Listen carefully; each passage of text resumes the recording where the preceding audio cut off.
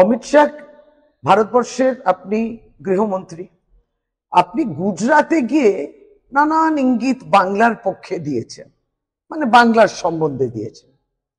আপনি ঘুষপেটিয়ার কথা বললেন, আপনি যেন বললেন যে কোন একটা রাজ্যে এসআইআর কাজ হতে দিচ্ছে না বললেন। আপনি গণতন্ত্র নিয়ে অনেক ভাষণ বললেন, দেশের নিরাপত্তা নিয়েও অনেক কিছু বললেন, কিন্তু আসল বাস্তবটা কি?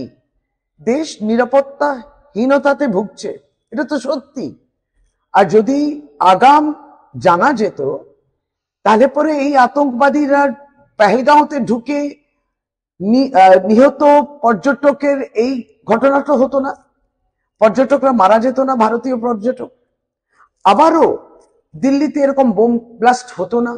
তার মানে দেশের বর্ডার্স গুলো ঠিক মতো ওখানে নিরাপত্তা দেয়া হচ্ছে না, আপনার নজর এড়িয়ে যাচ্ছে সেখান থেকে। মাননীয় মুখ্যমন্ত্রী বাংলার মমতা বন্দ্যোপাধ্যায় একটা চিঠি দিয়েছেন চিফ ইলেকশন কমিশনারকে, সেই মর্মেই চিঠি দিয়েছেন যে এসআইআর নিয়ে তো তাড়াহুড়ো কিসে। আপনার এসআইআর 2002 2 বছরে লাগলো, আর এটা 2 মাসে শেষ করতে হবে। এই বিষয় নিয়ে লিখেছেন বিএলও প্রচুর চাপে আছে, বুথ লেভেল অফিসার প্রচন্ড চাপে আছেন, মারা যাচ্ছেন। 31 জন মানুষের মৃত্যু হয়েছে বাংলায় এই এসআইআর এর মাধ্যমে। আপনারা যেভাবে ভয় দেখিয়েছেন, আতঙ্ক তৈরি করেছেন, আপনারা চান যে মানুষ ভয় পাক, বাংলাকে ভয় দেখাতে হবে, লড়াই নয়, আপনি কবজা করতে চান।